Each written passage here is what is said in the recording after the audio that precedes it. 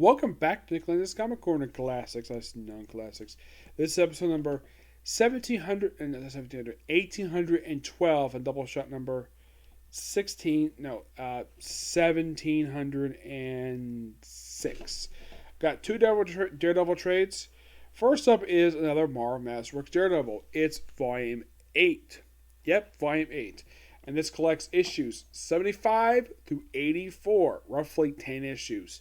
And they also included Amazing Avengers 1 through 8. Now you're probably thinking, why in the world would they include issues from Amazing Adventures?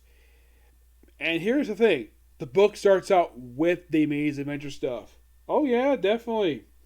Do not know why, but they do. We have Jerry Conway as main writer of these issues. He does basically the Daredevil issues plus issue 7 and 8 of Amazing Adventures. You have Gary Frederick in issue 79. And the first 3 issues of Amazing Adventures. 4 is done by Mimi Gold, and Roy Thomas does issues 5, 6, and 8. Gene Colan is basically the main artist for these issues. He does skip 1. He does not do 83. That's done by Alan Weiss. And Barry Winsor Smith does issue 3. He does do the art also for Amazing Adventures 3 through 5. You have John Bushman does 1 and 2. And then basically 6 to 8 is all Don Heck. Yep. Yeah, like I said, it's weird. Like, you open this, like, oh my, they started with Amazing Adventures. I've kind of discussed these before in a Black Widow trade. And basically, it's Black Widow's solo stuff in Amazing Adventures. It's basically, you kind of see it as what Black Widow's up to prior to pop up in Daredevil. My only guess is the reason I included in here because this is the start of Black Widow's time in the book as Daredevil's new love interest after Karen Page was dropped from the book. Yeah, and also, they're apparently not afraid of showing her taking off her outfit. Yeah, they're not afraid of Black Widow getting undressed. Nope, they're not afraid of showing it. They won't show cleavage per se, but they're not afraid to show some skin for the Black Widow. Yep.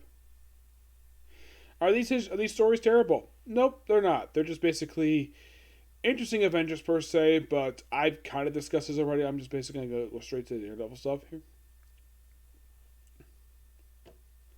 Alright, starting finally with issue 75. Now, normally when a series hits 75 issues, normally the procedure is double size issue because it's 75 issues. In the 70s, this was not the case. Nope. Basically, in this first issue, we fight El Condor. Yes, El Condor. Now you might be asking, is there any like multi-parties issues? Yes, I believe so.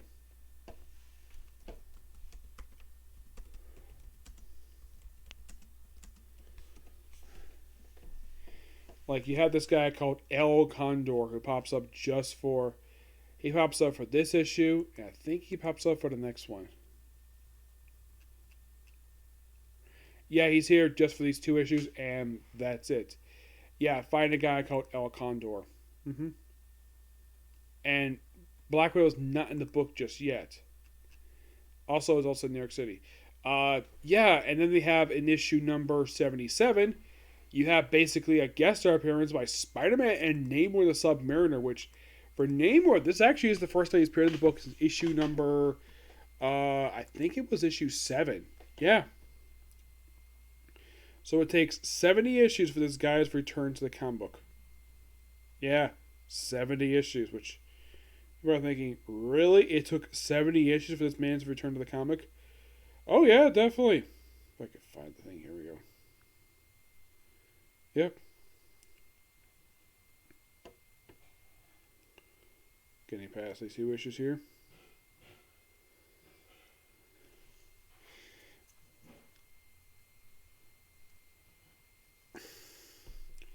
Yeah, of course, Spider-Man's talking about Gwen Stacy. Yep, who guest stars in this issue. Yes. My only guess is because Conn was writing Amazing Spider-Man at this point, so they had this sort of quick guest appearance for Spider-Man. And then the very next issue, we have debut of a character who actually returned in the pages of Scarlet Witch. Who is he, might ask? The Man-Bull. We also have first appearance of a guy called Itch. Yeah, a guy called Itch. And he made 4 appearances.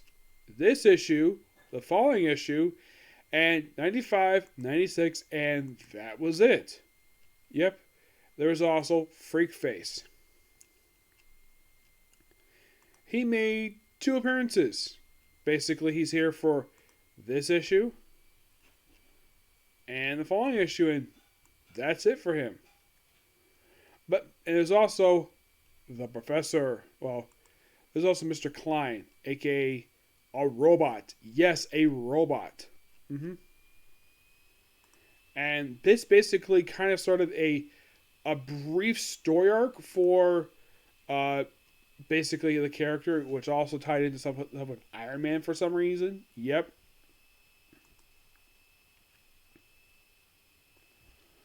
Yeah, apparently Jerry Conway had it where these 2 books were connected for a brief period of time. Though the thing does officially wrap up with, I would say, issue 84, which is basically the end of this trade here. Yep, but Man Bull. Yeah. Man Bull. Yeah. This guy first appeared in this book, and this guy thought he was a Minotaur. He's actually the only person who appeared frequently even after this issue.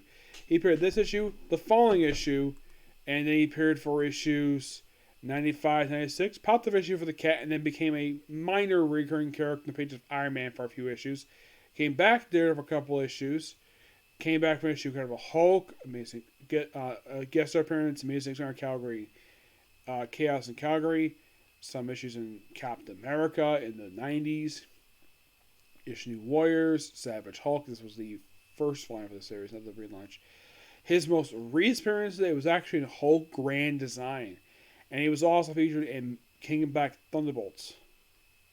Yeah, but his most proud appearance, basically, in the last 20 years was an issue of Scarlet Witch. Yes, Scarlet Witch. Which, prior to this issue, he had previously appeared on pages of Howard the Duck, of all things. No, seriously. It was basically Howard the Duck. But yeah, Man Bull. Very interesting character. People don't know he's not exactly a well-known Jerry Conway character. But yeah, Jerry Conway created his own Minotaur. And if you're curious though, what the heck this guy looked like in his debut appearance? Well, that's what he looked like. Yeah, and he's here just for this is a quick 2-parter for him. But he does come back. Don't worry about that. Interesting to know they introduce him here, and then, of course, by the next issue, he's fighting the Owl again. Yep, by issue 80 of the series, he's fighting the Owl. I enjoy the Owl. He's not exactly a joke villain, per se, like the Stilt Man, but Owl at least is a very interesting character. I like him. And he's here for this issue, and I don't think he's here for 81. Hello, my friend. Let's get acquainted. Sorry about that. Yeah. And after that, then finally, in issue 81, we have Black Widow meeting Daredevil for the first time. This is actually kind of the start of their romance. Yeah, Owl is here for this issue. And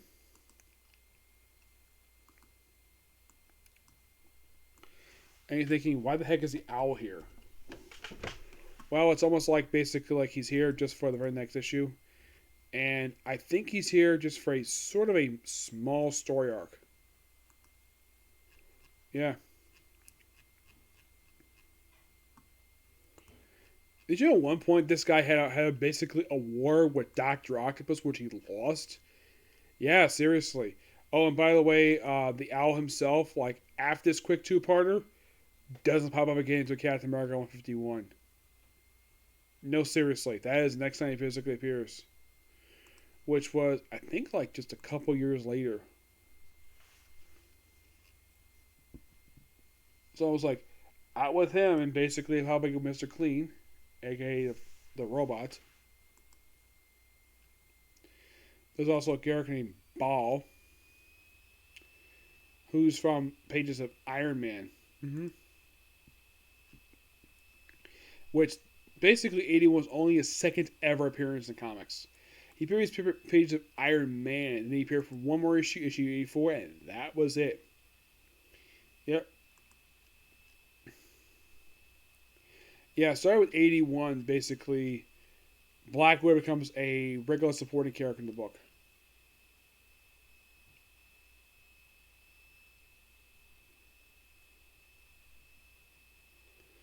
Yep. And this will last for a little while. I think it lasted about 112. I think it was. Mm-hmm.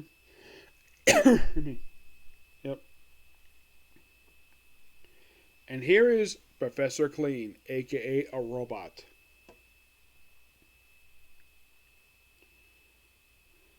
And in issue 82, he fights the Scorpion.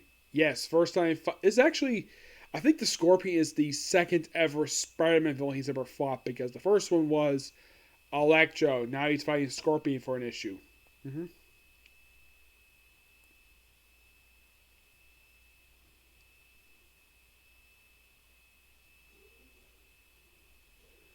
Yep. Which seems interesting though. Like, of all people, bring in the freaking Scorpion. And then we have 83. We have the Return of Mr. Hyde. Oh yeah, by the way, Black Widow is accused of murder, but she gets a fight with Daredevil. This doesn't exactly start the romance immediately per se, but he does come sort of basically attached to her. Mm-hmm.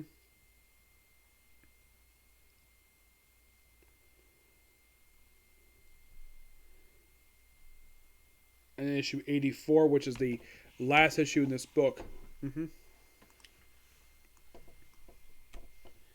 We also have basically Daredevil taking this guy called the Assassin, which is also the end of the M9 storyline. Mm-hmm. Yep. This actually is the end of him. And this also last appearance of the character Ball.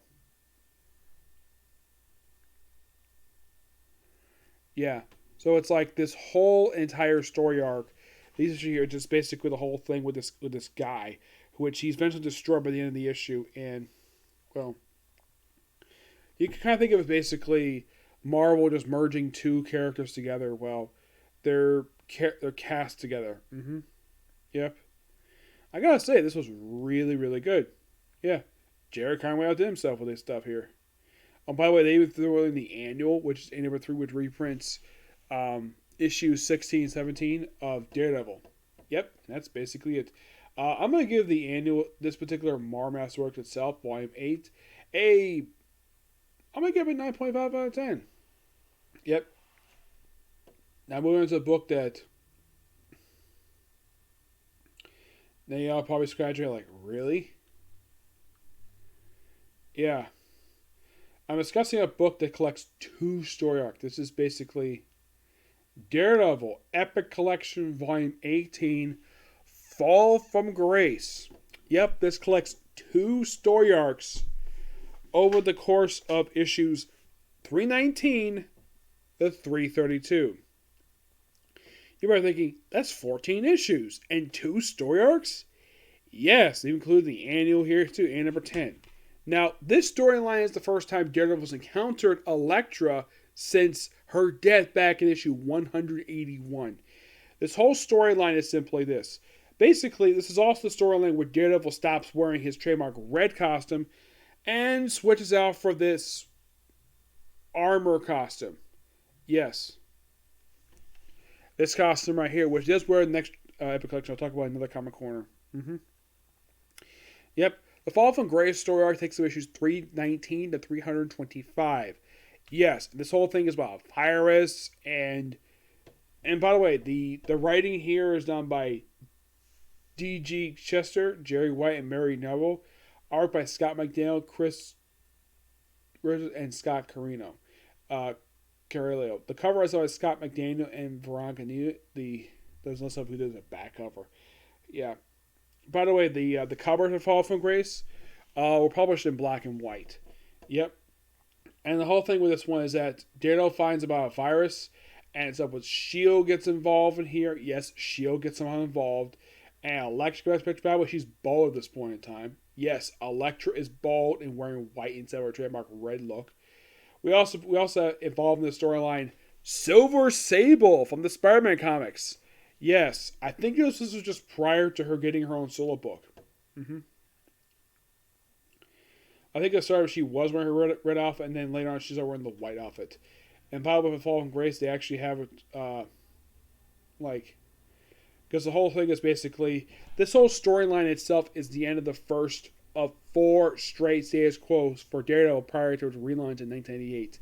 I say change because every like couple years, this book they kept changing status quo for no reason at all. So the artwork starts out pretty good in the first half of the storyline, and then later on, the artwork gets pretty bad. Yes. And like I said, a lot about Virus. It's a good story arc per se. Yes, it's not terrible, but that's basically what it is. And by the way, I think it was issue 320. That's when Daredevil stops wearing that up and puts on this one. Yep, the armor. The armor that, from what I could tell from one person, it was not a popular suit at the time. Yeah, not a popular suit. So in order to stop this virus, you have Matt Murdock fake his death during the story arc. It was in 321, so he debuted new attire. Yeah, S.H.I.E.L.D.'s involvement in the storyline is bizarre to say the least.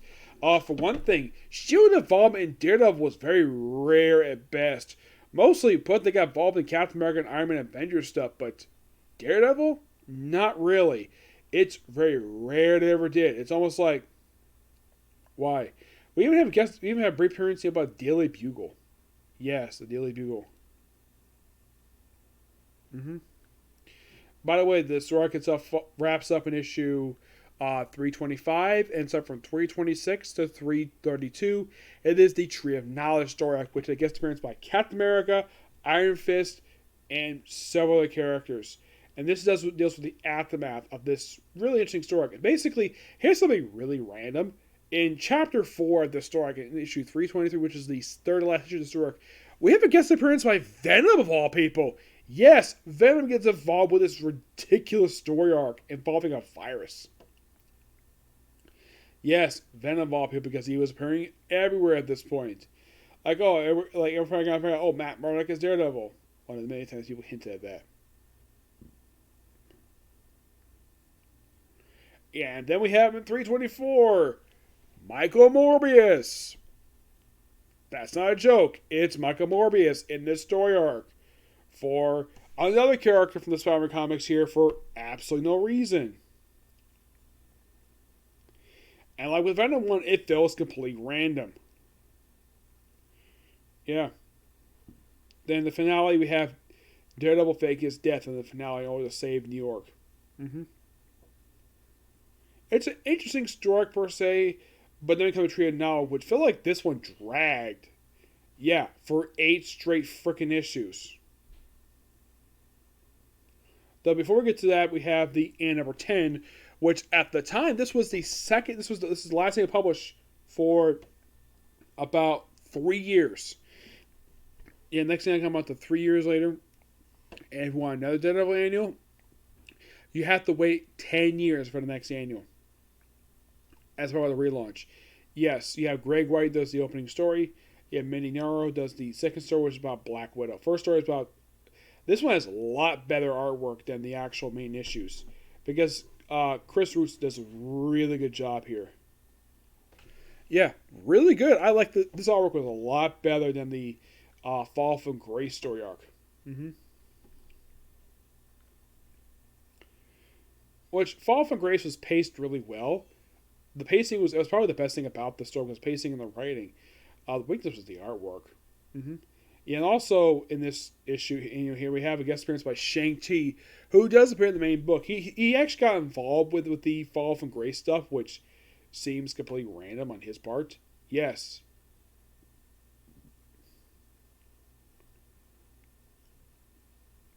Now, when it comes to the Tree of Knowledge story arc, this story arc initially was supposed to be like 4 parts.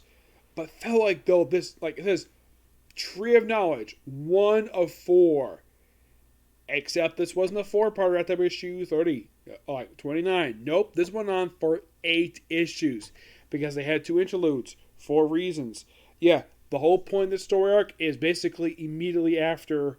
It's right after Daredevil, while Matt Murdock died, and this basically is everybody's reaction to his death. And at the funeral, we have like Foggy, Black Widow, and of course you have Kingpin who's there, who, yeah, Daredevil's not dead. Nope, his death was faked. And he also claimed this point in time that he was not Matt Murdock under the costume with somebody else. Despite the fact it actually was. Yep, though by issue 447, actually, there 347, actually back in the costume again.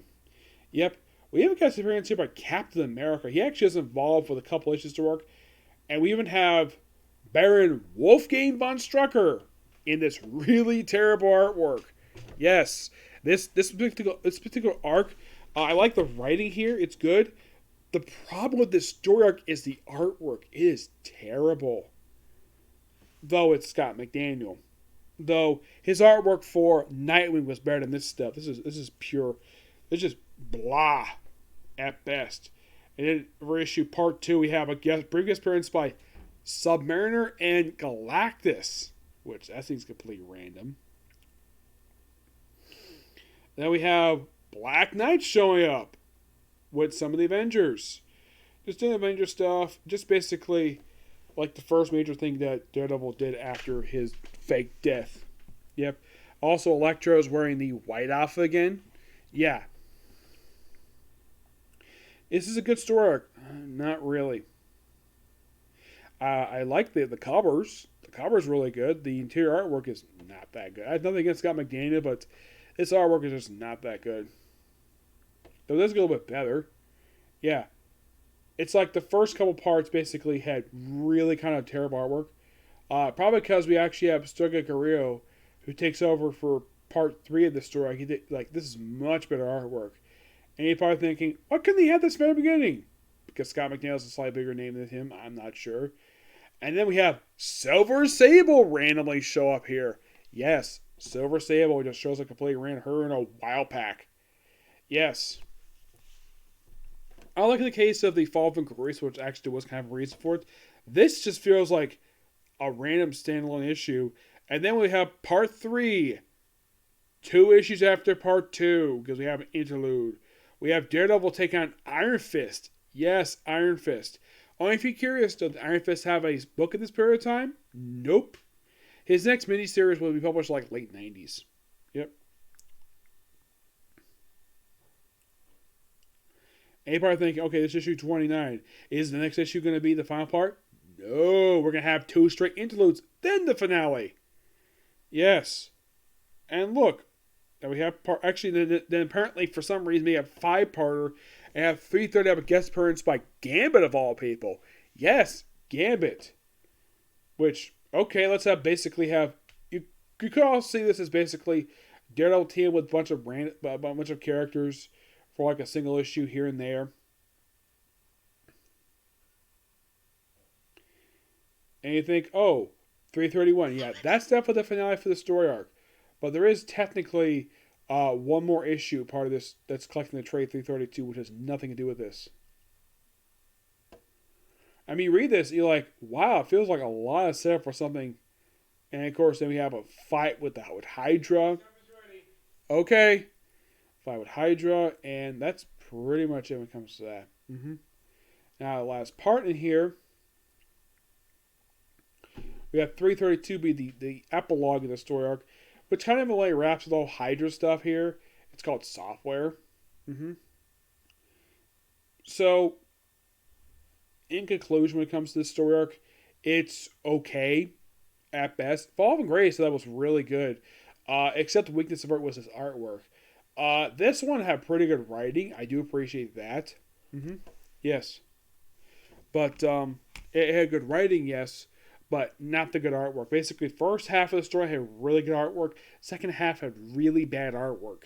In the case of the Tree of Knowledge story arc, that one had good covers, okay writing. I don't think the writing was terrible for the story arc. And in the case of the artwork, most of it was not that good. It felt like blah artwork. It's like the interlude issue had the best artwork because it was not done by Scott McDaniel. I have nothing against Scott McDaniel. It's just that his artwork didn't fit the book, and probably there's too much colors in here. That's probably the reason why. I'm gonna give Daredevil Epic Collection, Volume 18, I'm gonna give it an 8 out of 10. Yeah, it feels like a bit of a step down from the last Epic Collection I reviewed, but I'll review more later on. Okay, so that's it. So next video will probably be probably another Comic Corner. Okay, next video. Bye.